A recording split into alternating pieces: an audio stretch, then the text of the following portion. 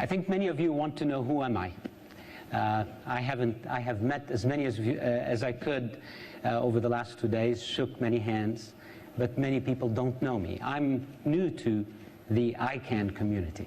So let me start by sharing some things about me.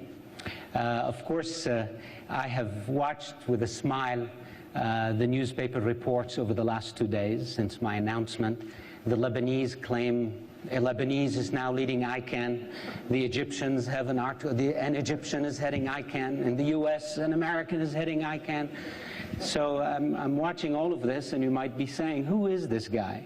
And really, being American or being Egyptian or being Lebanese, this is just my identity card. What you want to know is what is my identity, not my identity card. And as the great author Amin Maalouf wrote, your identity is really what you've done. It's a collection of all the things you've done in your journey. So if you want to know my identity, for those of you from different parts of the world saying, is this another American running this? Is this the Arab Spring coming to lead ICANN? What is going on here? I think you just read where I've been, and that will tell you who I am. So my identity is within me, and I will bring everything I've done to the service of ICANN, and that's the most important part. But in practice, I'm born of Egyptian parents who moved around the world. They lived in Addis Ababa and in Sudan a little bit, and then in Cairo, and then moved to Beirut, and that's where I was born. Grew up in Beirut, in a very French part of Beirut. So even as a child, the little nuns made sure that I spoke French till noon. And if I spoke Arabic in the morning, I was going to be sent to the room and put some milk in my ears, and the mice will come. So we only spoke French till noon. And then in the afternoon, I became completely Arabic. I couldn't speak French. So even then, my identity was already being formed. And I'd go home, and I have Egyptian parents who were from a minority of Coptic Christians in Egypt that had left Egypt in the 1940s. So this experience and the experience of growing up in a war-torn country where I had to learn, obviously, to lose everything, to lose friends, to lose what I grew up with, and being whisked out of Beirut during a very difficult time. My dad found out that some of my friends were telling me how to use guns at the age of 13. So supposedly I could defend our little city. And so he put me on a little lorry and shipped me to Damascus and said, don't come back. And I actually didn't. I came in and out back to Beirut, but the war was still going on until, as you know, quite late. And then I frankly want to tell you this because many people look at this experience and say how horrible. I look at it and say how lucky to have had this experience, to learn what is important at this age, and to grow up and go to the United States and embrace a brand new culture. I arrived to the US, I did not speak English. I was 18, and my first job was to peel onions. I did that for 7 months. It was remarkable.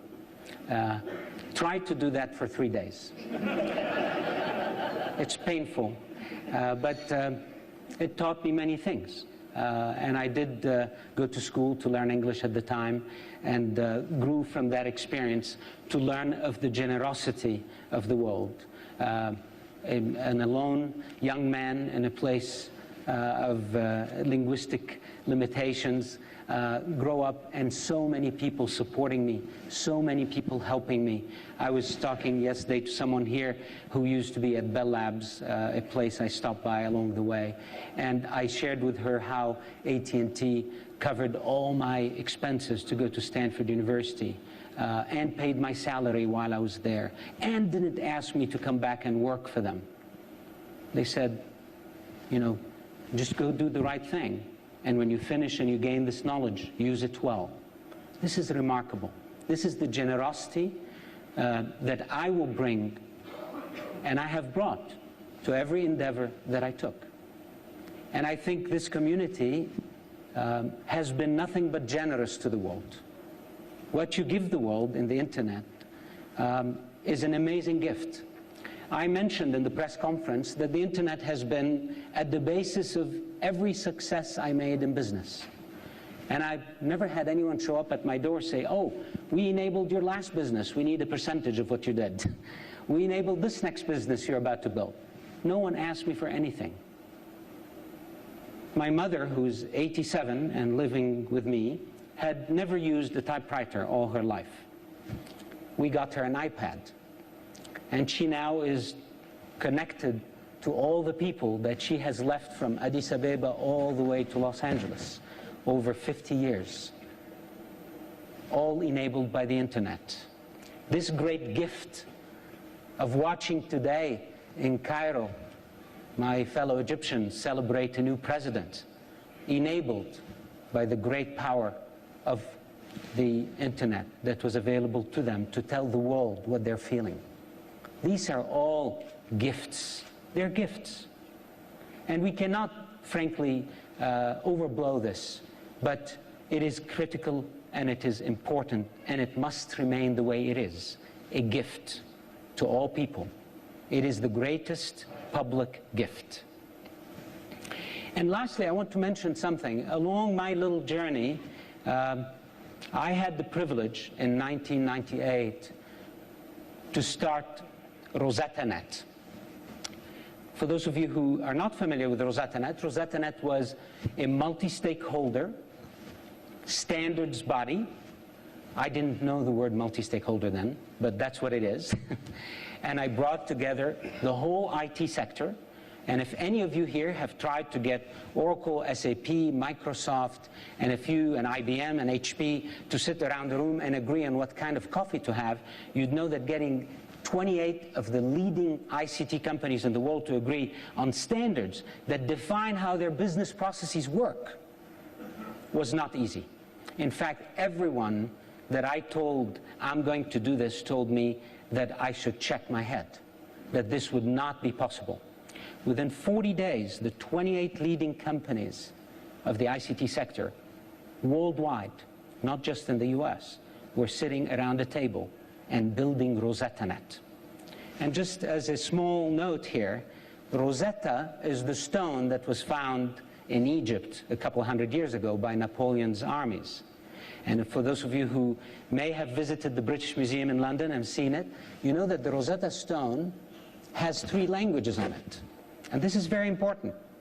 It's not about creating a single language. We all know what happened to Esperanto. It's about a stone that enables understanding between languages. And in a way, this is the message.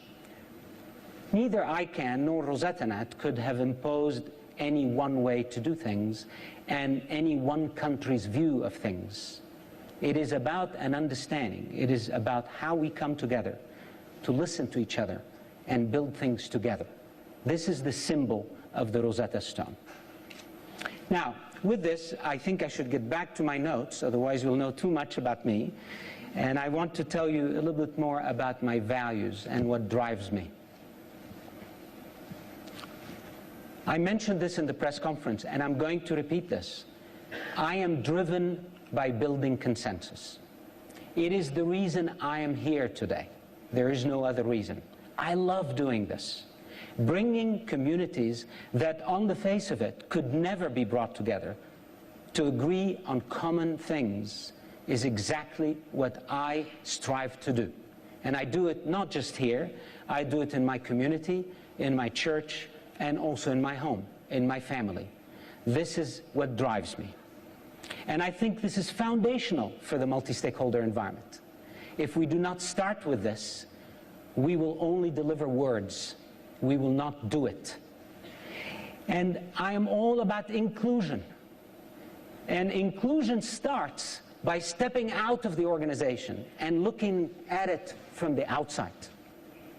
Not being inside and seeing everything our way. So the first thing we need to do, and I will do, is I will step outside and look from the outside in and listen and include everyone that needs to be brought into ICANN from the beginning, from day one. This will be in my DNA. in how I will work. Now, those of you who appreciate the multi-stakeholder model would say, this is much harder. It's a lot easier. There are other easier ways to do things. Yes, this is not easy. This is going to require patience and hard work. But frankly, it yields a much richer value to everybody when we do it. So it is harder, but we will do it. I come, besides RosettaNet and all my personal endeavors in the nonprofit world, I come from a business mindset, which says that decisions must be made clearly, deliberately, and in a strong approach. I will do this with a team. I'm not known to make decisions on my own. In fact, I've been reproached about that. I like to involve the whole community to listen, then a strong team to help me arrive to the right conclusions, then I'll present these to the community, and I will manage the staff with a very strong decision-making model from the beginning. And we need that today. We have a lot of work ahead. I care much more about getting things done than about figuring out who should get the credit. Okay. We will focus on getting things done. And this is what we need to do today. And finally, I want to tell you that mutual understanding is an area that I will invest a lot of time in. I saw yesterday the GAC meeting and how the dialogue can actually get us all much closer to understanding what is worrying us. I shared with some of the members of the GAC after the meeting my understanding, my listening as to what's happening in that room and what are their worries. And I will do the same with the GNSO and all the other SO and AC groups. Mutual listening and understanding is fundamental to my values. I'm new to all of this, and today you will not get many exact, specific roadmap items from me. By Toronto, I will be ready, and I will spend the next 3 months getting ready. But I will tell you, there are two things that I must bring up today that are very important from what I've seen. The first, ICANN is an international organization, and we must strive to make it international. And that's not dressing. That is not an office in another country. That is not that I speak 4 languages. Being international is from inside out. It's understanding from the ground up how other cultures think, how other people manage, and how we should all be understanding that not all of us have the same access.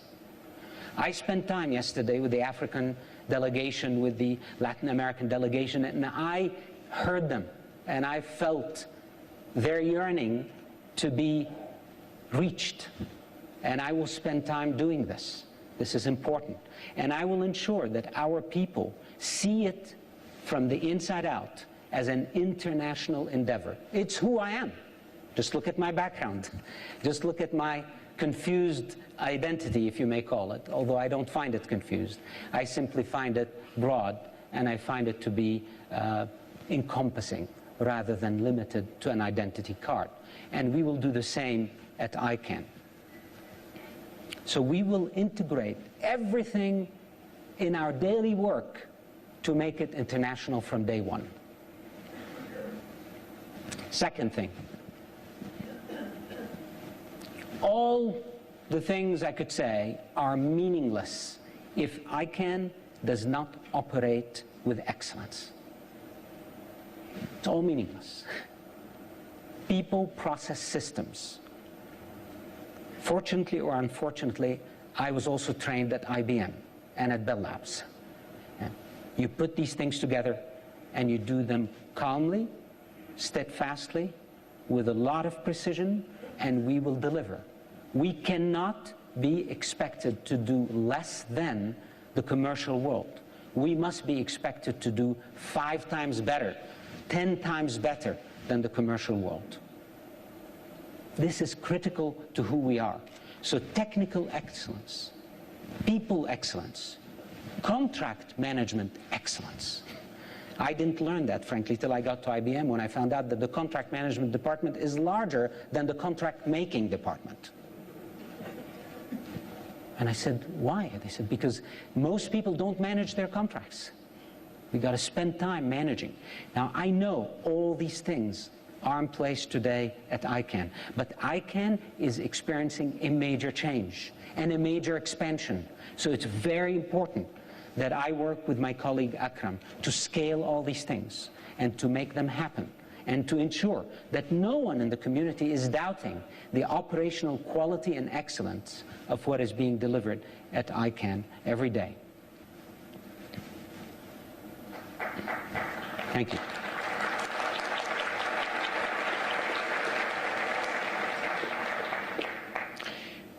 Look, these are times of great change for the ICANN community. The very fact that I'm here, someone who did not grow up in the ICANN community, that's change. But I do have the background. The internet has been every part of what I've done. And I have the technical background. I used to teach computer science. So I will bring all my qualities to the fore. And I will work with this superb team that I met in the last few days to actually make sure that this change doesn't bring us to our knees, but rather it becomes a moment of greatness for us. But in doing that, and in doing it in a steadfast, structured way, we cannot become a fortress. ICANN cannot become a fortress. ICANN must become an oasis, a place that people see and come to because it works, because it makes sense, because it's efficient. And an oasis also because ICANN is part of an ecosystem. We're not alone. We don't run the internet, in case anybody thought we did. We're part of an ecosystem of companies, of institutions, of fora that make this whole enterprise work. This sacred enterprise that has brought so much to people. You heard Andre speak about what it's done to them. All of you know what it's done to your lives. So we have to keep ICANN as an oasis. And that, I hope, is what I'm remembered by when one day I pass the baton, hopefully as graciously as Rod, to the next person. That we keep ICANN open just as it is today, and have it become an attractive place. The multi-stakeholder model is also our responsibility.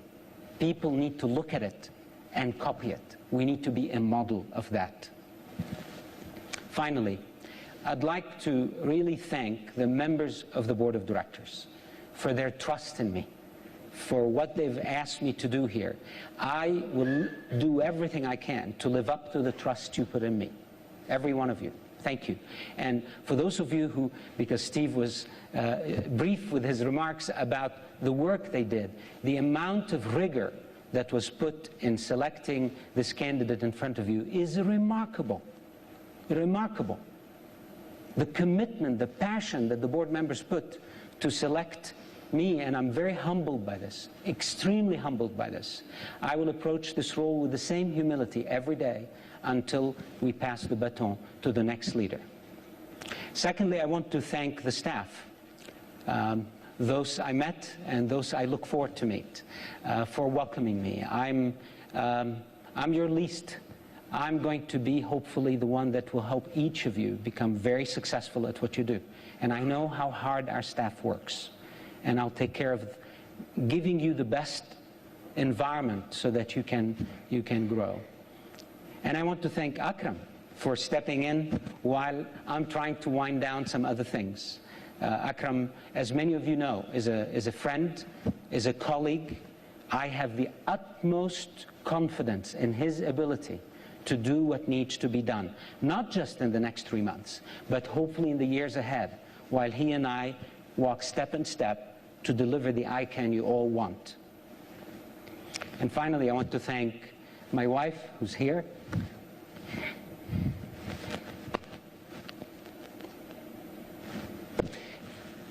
and my family who have brought me to here. So, okay, way forward. I make to you 3 pledges today. Number 1, I will listen. I will listen to all of you. We may not always agree, and we shouldn't. This is what the model is. But I will listen. Number 2, I will be very transparent, super transparent. Is there a bigger word? Extra transparent. It's very important that I remain, this is an oasis model. I have to be very transparent. And lastly, I will make all my decisions for the public interest. All my decisions for the public interest. These are my pledges. Thank you.